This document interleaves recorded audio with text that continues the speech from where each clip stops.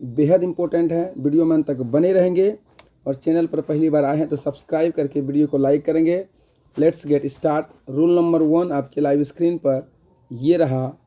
Rule number 1 है, rule number 1 है साथियों कि मिस एलिजा स्पीक्स चाइनीज। एक क्वेश्चन के माध्यम से आपको सिखाने का प्रयास करते हैं। आइए पहले रूल नंबर 1 का एक्सप्लेनेशन देखते हैं, उसके बाद इसका आप ही आंसर देंगे क्या होगा।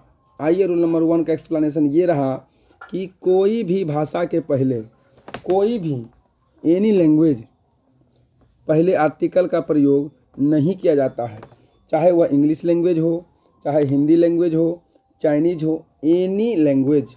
No should be article is used before any language. तो आइए साथियों, आई थिंक आप समझ चुके होंगे कि यहाँ क्या होगा कि मिस एलिजा है स्पीक, मिस एलिजा बोलता है, क्या बोलता है, चाइनीज। इसका आंसर आप खुद देंगे, बताने की कोई आवश्यकता ही नहीं है। ए भी नहीं होगा, एन भी नहीं होगा, द भी नहीं होगा सर, क्यों? चाइनीज एक लैंग्वेज है। इसका मतलब आंसर क्या हो जाएगा, डी नंबर हो जाएगा। वीडियो को लाइक करेंगे आप सब। आइए अगला रूल नंबर 2 ये रहा। ये पहले 1 का एक आंसर आप देंगे। क्वेश्चन नंबर आगे है, खाली स्थान, English is the international language. क्या होगा, ए होगा, एन होगा, द होगा, नो आर्टिकल। इस प्रश्न का आप आंसर देंगे। आइए अगला रूल नंबर 2।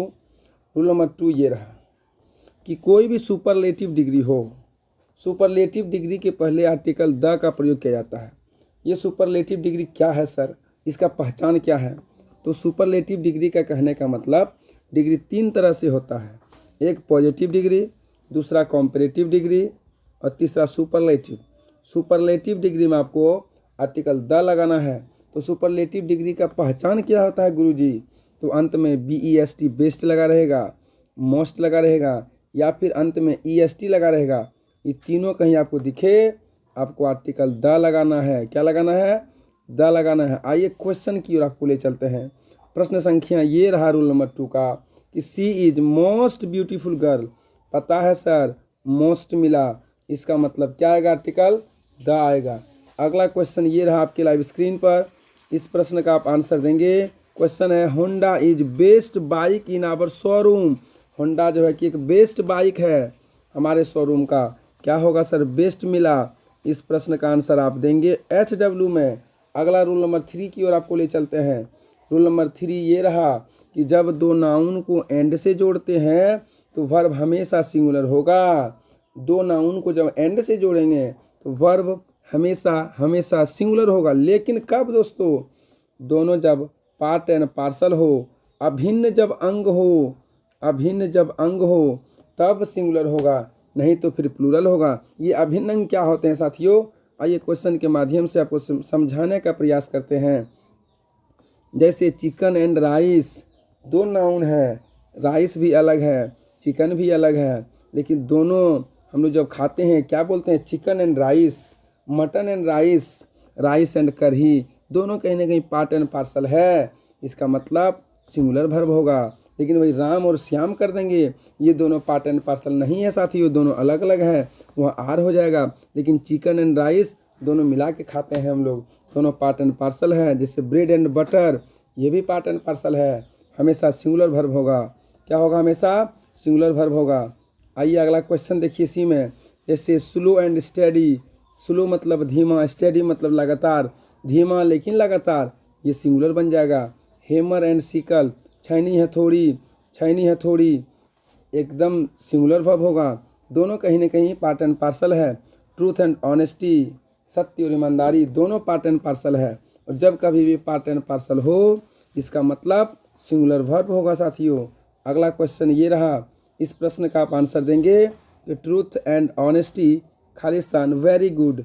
वेरी गुड क्या इज होगा कि आर होगा? ये प्रश्न का आंसर HW में देंगे। Rule number 3 completed. Rule number 3 का एक और क्वेश्चन है, rice and kadhi Khalistan my favourite food. तो राइस एंड कढ़ी ये आपके एग्जाम में बहुत बार पूछा गया है, तो प्लूरल वर्ब होगा ही नहीं सर। फेवरेट फूड आदत बता रहे हैं अपनी, तो प्रेजेंट में जाएगा, पास्ट होगा ही नहीं। आंसर ए हो जाएगा। रूल नंबर 4 की ओर आपको ले चलते हैं। रूल नंबर 4 ये रहा कि रूल नंबर 4 पढ़ने से पहले आपको थोड़ा सा ले चलते हैं व्याख्यान की ओर। ये है रूल नंबर 4 का व्याख्या कि yesterday, before, last day, last month, last year, एगो, प्रीवियस। फिर से रिपीट कर रहे हैं। यस्टरडे मीन्स बीता हुआ कल, बिफोर मीन्स पहले, लास्ट डे मतलब पिछला दिन जो आगे दिन बीत गया है, लास्ट मंथ पिछला महीना, लास्ट ईयर पिछला साल, एगो मतलब पूर्व और प्रीवियस मतलब पीछे। ये सब चीज़ जाएगा पास्ट टेंस में साथियों। कौन टेंस में? पास्ट इंडेफिनिट में। और पास्ट इंडेफिनिट का रूल है V2 प्लस का object, subject plus V2 plus का ऑब्जेक्ट। आइए अब क्वेश्चन लेके चलते हैं। क्वेश्चन ये रहा, यू खाली स्थान द ताजमहल लास्ट ईयर मतलब पास्ट में जाएगा सर, और ING कंटिन्यूअस होता है। ये V5 हो गया प्रेजेंट, इसका मतलब आंसर क्या होगा सर? विजिटेड होगा। B फॉर बिहारी बाबू। अगला क्वेश्चन ये रहा, रूल नंबर 4। ये बताए 4 में subject plus V2 plus object होगा, इसे पास्ट इंडेफिनिट टेंस कहेंगे, बता चुके हैं हम। इसका आंसर देंगे V खाली स्थान हिम यस्टरडे। क्या होगा सर? यस्टरडे बीता हुआ कल। सी होगा, साव होगा, सिंग होगा, सीन होगा। ये तो होगा ही नहीं साथियों। सी नंबर सीन V3 होता है, ये भी नहीं होगा। या तो V1 या V2, ये दोनों में आप बना के रखेंगे। HW में कौन होगा? कमेंट बॉक्स में इसका आंसर देंगे।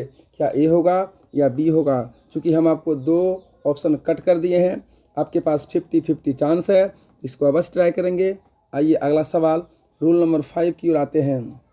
किसी भी एडजेक्टिव के साथ अगर आर्टिकल द लगा दें तो वो प्लूरल बन जाता है और वर्ब भी प्लूरल लगता है। ऐसे साथियों द पुअर, द रिच,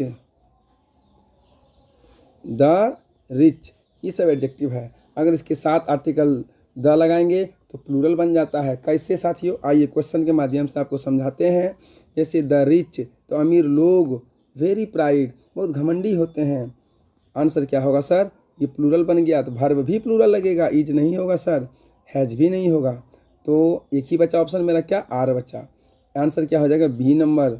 अगला सवाल, द पुअर वर्किंग, गरीब लोग काम कर रहे हैं, काम कर रहे हैं, हैव प्लूरल हो गया सर, वाज तो सिंगुलर हो गया सर, आर या फिर इज भी सिंगुलर हो गया। आंसर क्या हो जाएगा सर? इसका D हो जाएगा। आइए मिलते हैं अगली वीडियो में। 5 रूल फिर और आगे नेक्स्ट क्लास में लेके आएंगे। सबको जय हिंद, जय भारत। पढ़ते रहें आप सब, हंसते रहें, मुस्कुराते रहें। जय हिंद साथियों, जय भारत।